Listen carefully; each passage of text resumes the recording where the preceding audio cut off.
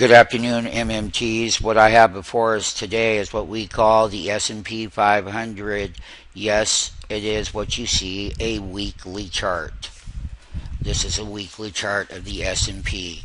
So it's very important to understand that the 10-week moving average, which is this aqua blue line, that's at 2085. And this last week, we had a reversal on the weekly, but it was all on Friday.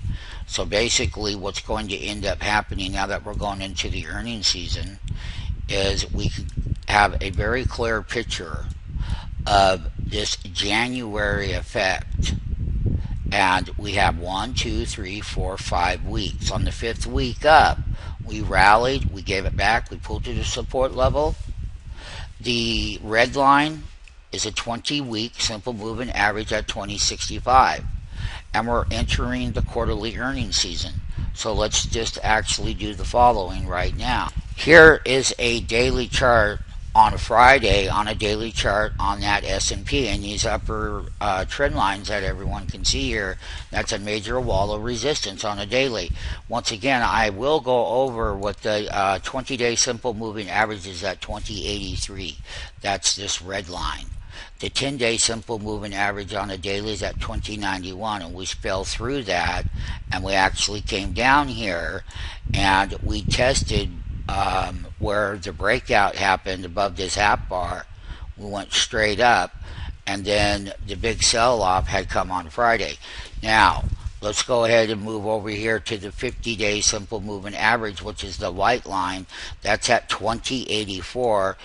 And the 100-day simple moving average, which is this yellow line down here, that's where we found that support. And we had rallied up. The volatility is going to increase because of the earnings season, and this is that big daily distribution. So 2064.59 is that 100-day moving average. And what happens on daily moving averages, the 40-day simple, we keep that in there, that's at 2086. So we're starting to fall below there. What we're going to be looking starting tomorrow morning is how we come down. This 100-day simple moving average is where that wall of support was no matter what, and we rallied up. But that selling that came in on Friday that we had called for was a huge sell program. And just to give you an idea on that S&P movement, which is this column right here, the S&P 500 has 30-point movement. And whether that's up or down, it really doesn't matter. It's still a 30-point move. And that is a huge move on the S&P 500. So that's the complete daily range that we had, and 30 points was double the previous day's selling 3 times. The prior, on 415, we had a 14 daily range. We've exceeded some of these ranges by 3 times the amount as far as the reversal goes, and we always know one thing for sure. The U.S. stock markets have had their run. That means that this quarterly earnings season that we're going into is going to be a struggle for these publicly traded companies in the U.S. Another thing I'm going to clearly say about the S&P 500 is the easy money's been made. Buying the dip mentality will stay here as the volatility will increase between the bull and the bear, and it will be a bull and bear fight. So money is moving out of the U.S. and it's going to Europe. And so they're, once again, emerging markets. You've got QE, you've got central bankers around the world that are pumping major stimulus into their exchanges. So once again, I'm going to conclude that daily chart for the S&P 500. And another thing that I'm going to say is there is going to be a lot of turbulence. And basically, when you start breaking down below these simple daily moving averages and the key support level, is going to be the 100-day moving average on that daily. And I'm going to do one more thing just to make sure that a lot of our hedge fund managers that we deal with are clear. So I need to do one thing for them. Hold on one second. This is a monthly chart of the S&P 500. So now we've covered the daily, we've covered the weekly, and now we're doing the monthly. And for a lot of our bigger traders that trade the index, as far as call side, put side, is I want to make it very clear that this is a 3-month move to a high. When we sold off in January, we said what was going to happen in the month of January. I just want to bring back to everybody's attention that when we had started in such a way that we were covering this S&P. And if you go up here and you type in S&P, just like I'm going to show you, S&P 500, bing, bing, bing. Now, let's talk about the talent. Let's talk about what we did. Let's talk about how we said that S&P 500 was going to get whacked. And it did. And all the trades that are in here on the S&P, you can go, you can click on them, you can see them. They're all here. We called a bottom at that 100-day simple moving average on the S&P when the S&P wanted to rip. And it did. And back over here, you can see here clearly. And I'm just going to tell everybody one more time. I'm going to make this clear. When we talk about what's going to happen, we are telling the world what's going to happen before it even happens. And if you want to be in denial, for you bigger money managers, you're going to get yourself whacked. And you can always call me and I'll figure out a risk trade that we can, put you in the options or whatnot. You click here, you're going to see where that S&P was 2160. And I'm not joking. And this particular setup, of course, was on 325. Today is 419. And guess what? If you haven't got it yet, then if I were you, then I would get here right now and go back and look at all the analysis that was done and what I just said this morning. And I'm not joking for you other money managers that are with us, and that risk is there. That's the S&P 500. So for the people that are in denial, either you're going to break your denial or you're going to get slaughtered. And you're going to get slaughtered. And when I say slaughtered, I mean slaughtered, unfortunately. And so back over here on 4.9, we were talking about the S&P 500 right here. Here it is. Here it is, right in front of your face. I said the index, lower volume back above, key daily moving averages. You see the print? You see it? I said weekly buyer strength was very weak. Very weak. Very weak. Very weak. So basically, we went in and we traded the index up to that resistance level, and now we're buying the put options. And I talked about right here on 4.9, you can see that video, it's live. And not only can you see it, you can understand it. There's been 171 views on it, and I would probably say 160 of them are our traders and whatnot. So it's always going to be back to one thing, and it's going to be this. I got one more thing to say. I'm going to talk a little bit about this S&P 100 versus the S&P 500 based on market capitalization. It's the 100 stocks that are the leadership in our economy. So one of the things that I want to make sure is that when we're looking at the S&P 500, we're looking at our 100 called the OEX. And I'm going to put the OEX in here versus the S&P 500 right here. These are all the stocks in the S&P 500 and 100 combined. So they're both weighted in certain indexes and whatnot.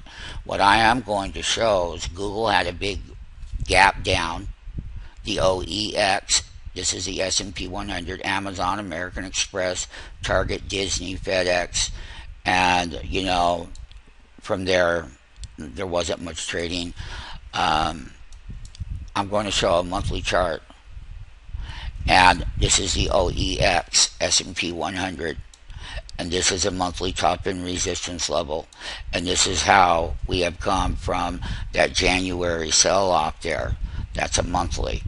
Now, when we get over here and we take a look at the S&P 100 index, we're testing on that 100. If that yellow line is that 50-day simple, the white line is the 50-day simple moving average. We went down here. This yellow line right here is a 100-day simple moving average. There are mathematical equations that we work with in the high-frequency algorithmic model. So that support level is 908.35, and that is that classical reversal on the S&P 100. And I'm also even going to take the time to show some other money managers the following. What I have before us now, MMTs, I got the S&P 400 index. This is what it looks like on a daily simple chart, daily moving averages. And they all have one thing in common. Remember how these indexes are weighted. We've taught this for the last 30 years about how indexes are weighted by market capitalization and short interest. And this particular index, that white line that you see there, that's a 50-day simple moving average right there at 1469. This is the S&P 400 mid-cap index, which is very important. That's the backbone of this economy. And we're testing that 50-day simple moving average. We're below the 10. We're below the 20. These markets are in trouble. Earnings season is starting. So we've covered the S&P 500. We covered the S&P 100. And now we're covering the S&P 400 mid-cap index. And these markets are in trouble. I'm just going to tell everybody right now that later this evening, when I have the video manager, once he gets this done, then he's going to blast it out to everybody.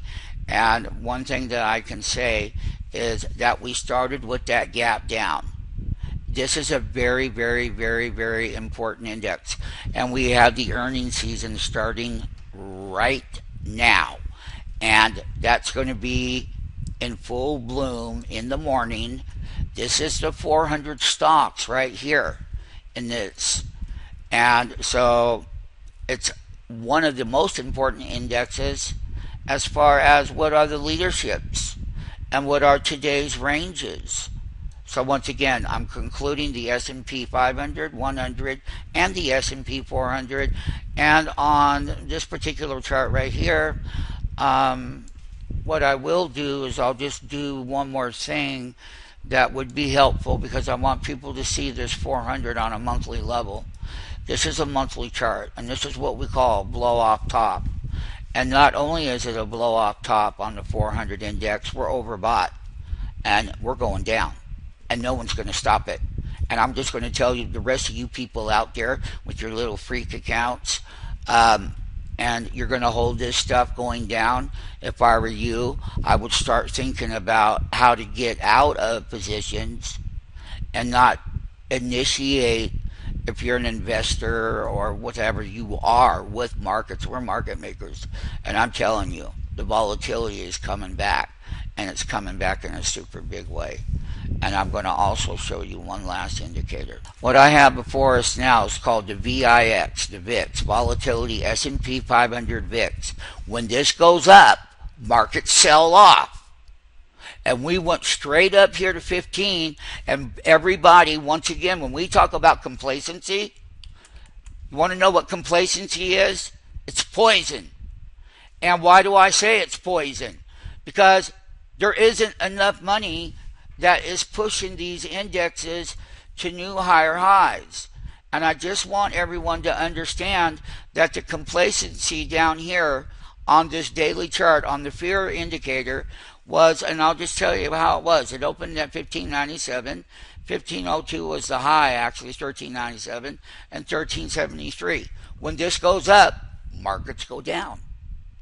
When this goes down and comes back down, markets go up. They run invert of each other. And we had a good sell-off when that fear indicator peaked above 16. We're in earnings season. You got the fear indicator. You got everything that you need in this 15-minute series on this S&P 500, 100, 400, and now you have the volatility index to kick it off. So basically on Friday, we gapped and we tested the 50-day, the white line. The green line's the 200-day. And so we put in this bottom right here where people have no fear. They don't even know what they're doing.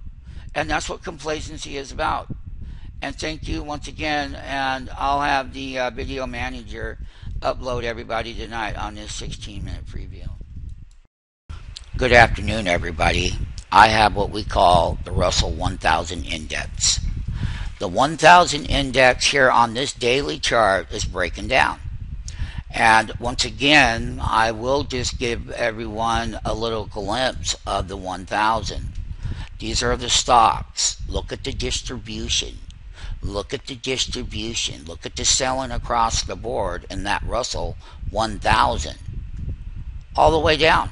But these are, Amazon was a great short. Google was a great short. Priceline had an $18 move. How wonderful that was. That was more than wonderful. And then, of course, that American Express, and this is just the 1000 index on a daily. I'll go ahead and key in the 50-day simple moving average. That simple day simple moving average is right around 1164. That's the white line. The 10-day simple moving average is 1169, and it's well below it. And then, of course, you're going to have your 40-day moving average, and that's roughly 16. Well, here we'll just kind of narrow. 1165, and this is that topping pattern, and we sell down. That white line is where these rallies had happened, and I'm calling for the following. And here's what I'm calling for, and I'm just going to let you know right now. What you need to know is that we're going into the earnings season. It's starting tomorrow morning on 4/20. And what you need to understand is that the volatility is going to increase. And when I say increase, I mean big time. There's going to be a lot of buying in the after hours market where we make big trades. And all of these high beta stocks, you have all your analysis here. You can go through here. You can do your homework. You can understand that we put out this before anything ever happens. We're not like the rest of the world. Anybody could say something's going to happen after it happened. Come on. That's not talent. That is not talent. Because it's not. And I'm just going to say one thing. Remember, we were down over 300 points on Friday on the Dow. The Nasdaq 100 down 67 points. Nasdaq Composite, which was down 75 handles, and of course we had a 30 point handle on that S&P, and that meant that people were selling before we're starting the earnings season. Russell 1000 is a very important index, and one of the things about it is that we're going to draw a little trend line right here, and this is that daily chart, and this is where that 100-day simple moving average down there at 1150 is going to be a key support level. Just remember, as we start breaking through these support levels on a daily, on all of these indexes and everything else, and remember, volatility works to the upside, and volatility comes down and it rallies up. Here's another simple trend line, and we broke it, and so the wall of support's at 1150. And I'm going to conclude the Russell 1000 Index. And one of the things that I will just show everybody, the thing that we are going to be taking a look at is the fear indicators. And I'm just going to throw this in here real quick. This is called the QQQQ, called the QID. and it's a bear, and it's going higher, and it's above the simple moving averages. I just want people to understand that when markets sell off, you do have a chance to get here and get with this and make money to the upside while everyone else is getting killed. You got a big smile on your face, and life is good. I'm concluding right now the Russell 1000. Good morning to you West Coast people, and good afternoon to my guys in New York, Jersey, South Philly, and other parts of the eastern side of the country. I have the Dow Jones Industrial Average, and I'm going to get back to one thing again for the hedge fund managers and money managers, especially you. Denial is going to ruin you. Denial is going to kill you. The earnings season is starting tomorrow on 4/20. We're going to have these publicly traded companies that are going to come out, and they're going to have a big challenge in meeting their earnings. And the buy the dip mentality isn't going to go away. But here's what I will say, and we're going to get right down to it right here, right now. This is one huge distribution bar on Friday. I want people to understand the simple 100-day moving average at 17,811. That's this beige line. That's a 100-day moving average. When I get into the 10-day simple moving average, that's at 1793. When I get into the 20-day simple moving average, and mind you, we went right through every one of these daily simple moving averages on Friday. So what did it mean? Nobody wanted to go home over the weekend long stocks, let alone the challenges and the volatility is even going to get more horrendous starting tomorrow morning on Monday at what date? 4/20 of 215. So we violated all the moving averages, but just for I'll just let people know, when we started off right here, this is where we started right here, and we were in a range right here in that Dow. And hold on, and here's what I'm going to show you right here.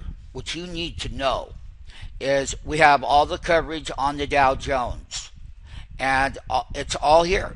Here, how about this one?